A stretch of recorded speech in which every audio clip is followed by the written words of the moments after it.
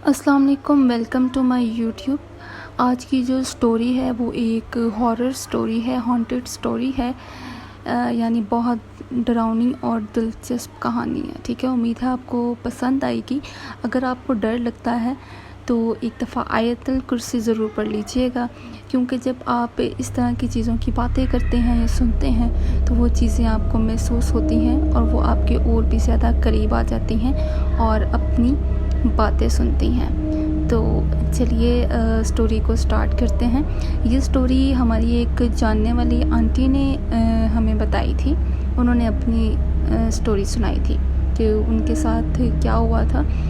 Covid की बात है। जब कोविड हुआ तो आहिस्ता आहिस्ता जो है स्कूल, कॉलेजेस, ऑफिसेज बंद होने लग गए। उन्होंने कहा कि बच्चों को भी स्कूल से छुट्टियां हो गई और जो उनके शौहर थे उनको भी ऑफिस से छुट्टियां हो गई, ऑफिसेज बंद हो गए। तो उन्होंने सोचा क्यों ना हम लोग गांव में चले जाएं छुट्टियां गुजारने, बच्चे भी फ्री हैं तो इसी बहाने अपने बहन भाइयों से भी मिल लेंगी और रिश्तेदारों से भी मिल लेंगी।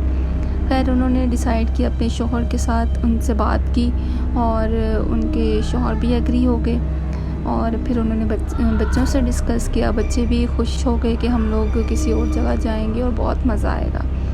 खैर उन्होंने सारी पैकिंग की और आंटी कहती हैं कि मेरी जो बेटियां थी उन्होंने भी अपनी सारी पैकिंग की, क्योंकि मेरे जो बच्चे हैं वो शहर के पले बड़े हैं, ज़्यादा गांव की तरफ नहीं गए, ना उनको गांव के माहौल का ज़्यादातर पता है।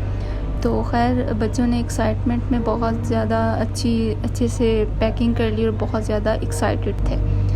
सुबह हुई तो वो एक गाड़ी बुक करवाई जिसमें वो लोग टोबा टैक्सिंग के लिए रवाना हो गए। टोबा टैक्सिंग के करीब एक गांव था जहां पे उन्होंने जाना था। रास्ते में काफ़ी रुकावटें थी, चौकियां थी, क्योंकि रास्ते वगैरह बंद कर दिए गए थे। रोड पे बंदा ना बंदे की ज़ात, कोई ट्रैफिक नहीं, कोई बंदा नहीं, कोई गाड़ी नहीं, बिल्कुल सुनसान है।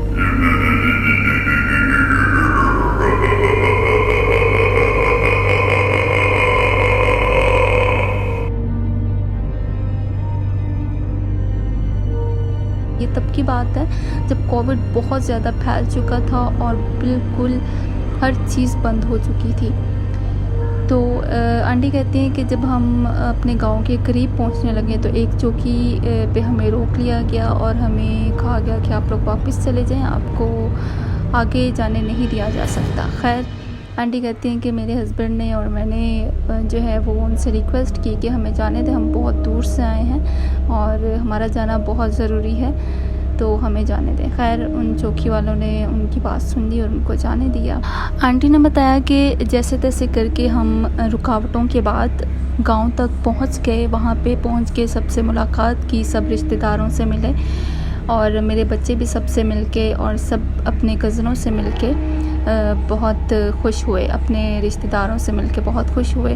खैर हम लोग रुके अपनी जो उनकी नंद थी आंटी की, उनके घर पे हम लोग रुक के बच्चे वगैरह जो हैं वो बच्चों के कमरों में सोने लगे और हम लोग जो हैं वो अलग से बड़े जो हैं वो एक कमरे में हो गए, क्योंकि हमने रात देर तक बैठ के बातें वगैरह करनी होती थी, इसलिए हमने बच्चों को अलग कर दिया और हम लोग खुद अलग हो गए।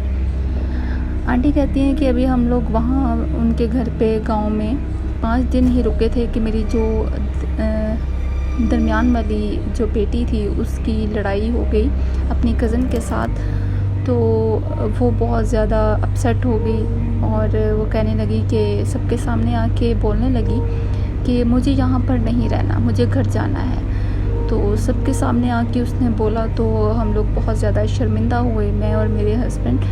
लेकिन मेरे हस्बैंड क्योंकि बेटियों से बहुत ज़्यादा प्यार करते थे, बहुत ज़्यादा लाडली थी उनकी, तो वो कहने लगे कि ठीक है हम लोग घर चले जाते हैं। तो जब मेरी बेटी ने देखा कि जो मेरे हस्बैंड हैं वो भी उसका साथ दे रहे हैं, तो वो रोने लगी और कहने लगी कि हम कल नहीं, हम अभी जाएंगे। खैर मुझे गुस्सा बहुत आया और मैं बहुत शर्मिंदा हो गई।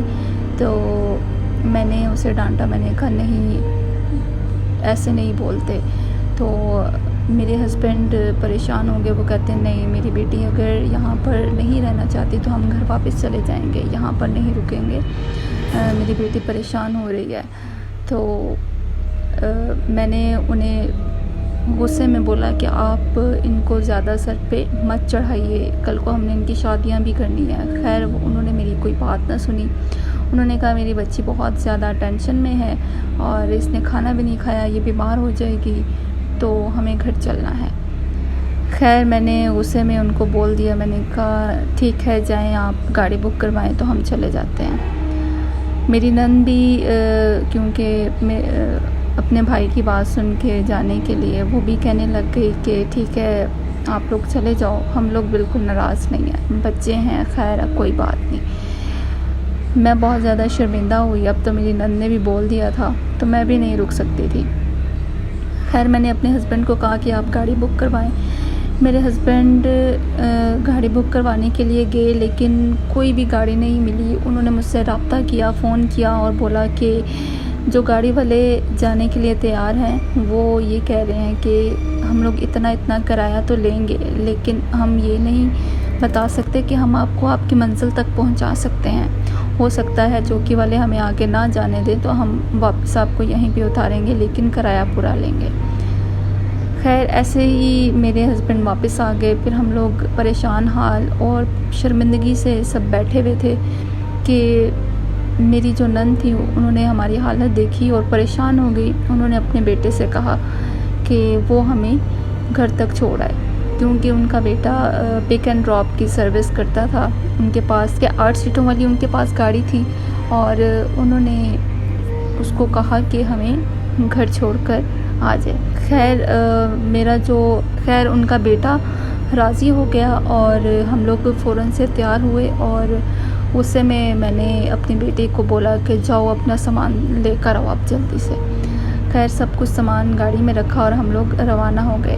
नंद का बेटा था, उसने मुझे कहा कि आप परेशान ना हों, हम लोग गांव के जो कच्चे रास्ते हैं वहाँ से चले जाएंगे, कोई भी चौकी वाला हमें रोकेगा नहीं। लेकिन जैसे ही हम निकले तो कच्चे रास्तों से जैसे ही हम लोग रोड पे आते थे कोई ना कोई चौकी आ ही जाती थी और हमें रुकना पड़ जाता था। तो एक चौकी वाले ने हमें रोक लिया और काफ़ी देर हम उससे बहस करते रहे और उसने काफ़ी बहस के बाद हमारी रिक्वेस्ट के बाद हमें वहाँ से जाने दिया।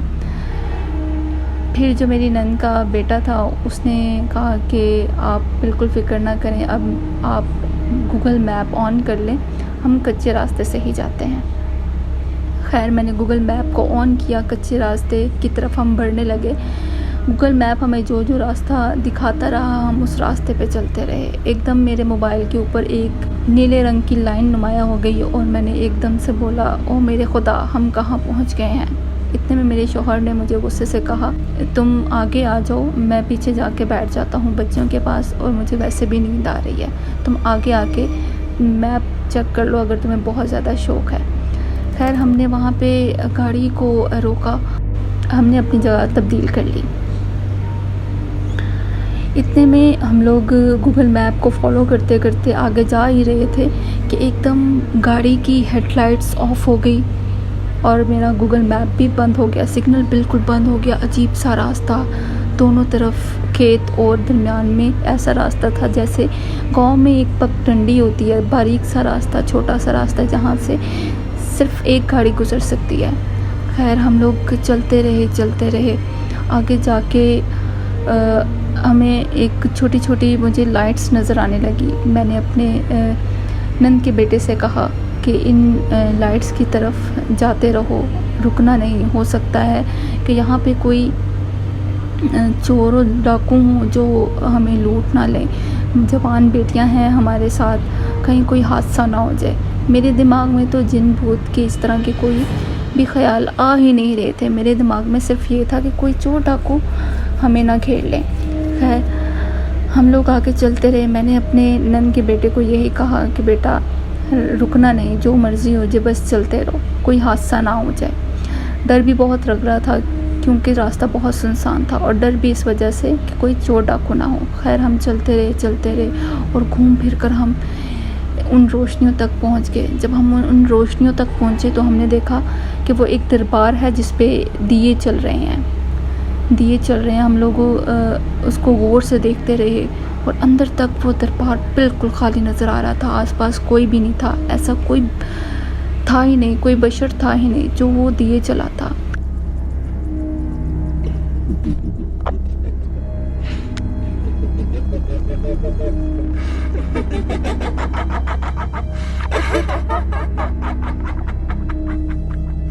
खैर हम लोग उतरे, मैं और मेरे हस्बैंड उतरे।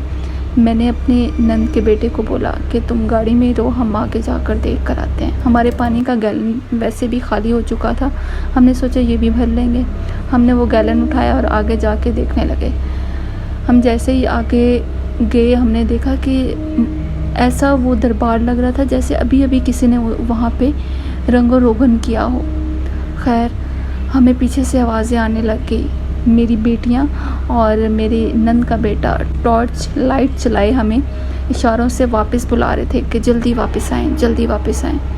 खैर हम लोग फ़ौरन से भागे और गाड़ी में जाके बैठ गए। हमने उनसे पूछा कि क्या हुआ, ऐसे क्यों बुलाया है हमें।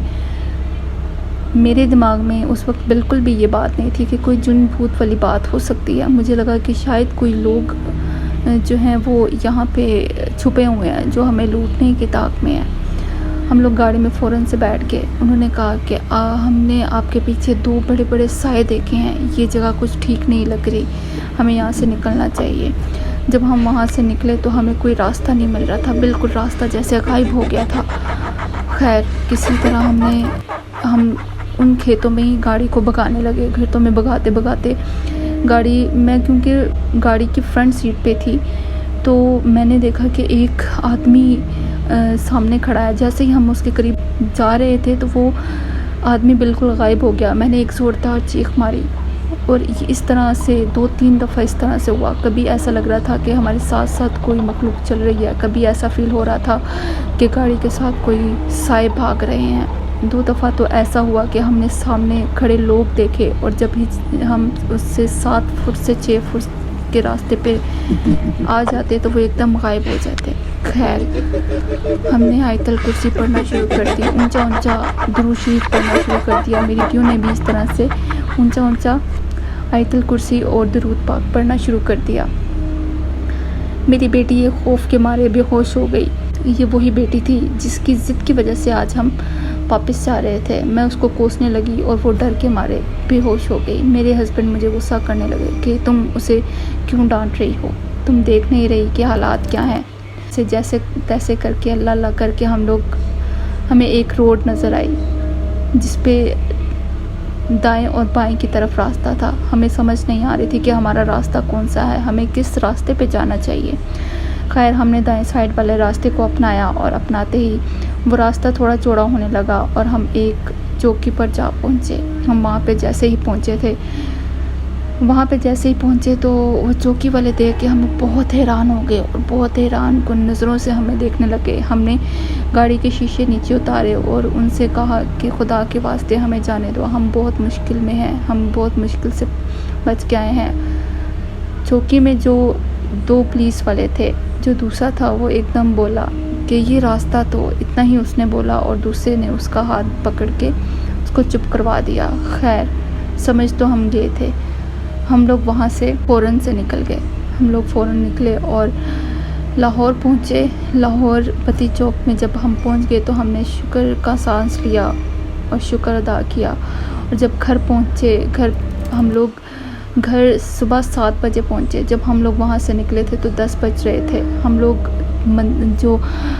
हम दरबार के पास घूमते रहे, वहाँ पर हमें 3 बज चुके। हम लोग 12 बजे से 3 बजे तक उस दरबार के आसपास घूमते रहे, हमें कोई रास्ता ना मिला। खैर सुबह के 7 बजे हम घर पहुँच गए और घर पहुँच के हम लोगों ने पानी वगैरह पिया और हम लोग सो गए। खैर नींद तो बहुत मुश्किल से आई क्योंकि इतना डरावना सफ़र मैंने ज़िंदगी में कभी नहीं किया। सुबह उठ के जब हम लोगों ने एक दूसरे से वो वाक़या डिस्कस किया तो कुछ और मालूम हुआ। मुझे और मेरी नंद के बेटे को जो नज़र आ रहा था वो एक जैसा था, यानी हमें गाड़ी के सामने आते हुए लोग दिखाई दे रहे थे जो एकदम गायब हो जाते थे, लेकिन मेरे हस्बैंड और मेरी बेटियों को कुछ और ही दिखाई दे रहा था।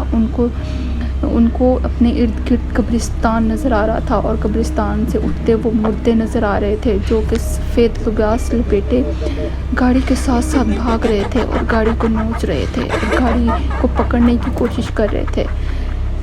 उफ, ये वाक़या बहुत ही डरावना था। मैंने अपनी ज़िंदगी में ऐसा कोई वाक़या अपनी असल ज़िंदगी में नहीं देखा, ना महसूस किया। मैंने बहुत ज़्यादा इस तरह के वाक़ये सुने थे, लेकिन मेरे साथ कभी ऐसा नहीं हुआ। जब मेरे साथ ये वाक़या हुआ तो मैं बहुत डर गई थी। पहले तो मैं बहुत बहादुर बनती थी कि मुझे इन चीज़ों से बिल्कुल डर नहीं लगता, बल्कि मुझे शौक़ होता था कि मैं इन चीज़ों से बात करूं। लेकिन उस दिन का वाक़या मैं आज तक नहीं भूली। आज भी जब मैं ये चीज़ें याद करती हूँ तो मुझे अपने इर्द गिर्द चीज़ें महसूस होने लग जाती हैं। मुझे ऐसा लगता है जैसे मुझे कोई सुन रहा है, जैसे मुझे कोई देख रहा है। अभी भी ये स्टोरी लिखते हुए मुझे इस तरह से महसूस हो रहा है। तो जी, यहाँ पे ये स्टोरी ख़त्म होती है। बहुत ही इंटरेस्टिंग स्टोरी थी। अगर आप भी अपनी स्टोरी चाहते हैं कि मैं इस तरह से आपकी स्टोरी भी पढूं और लोगों तक पहुंचाऊं, तो मेरे इंस्टाग्राम का लिंक डिस्क्रिप्शन में है। अपनी स्टोरी लिख के भेजिएगा ज़रूर। आपकी स्टोरी पे भी इस तरह से वीडियो बनेगी और लोगों तक पहुंचेगी। उम्मीद है आपको आज की स्टोरी पसंद आई होगी। अगली स्टोरी के साथ जल्द ही मिलेंगे, तब तक के लिए अल्लाह हाफ़िज़।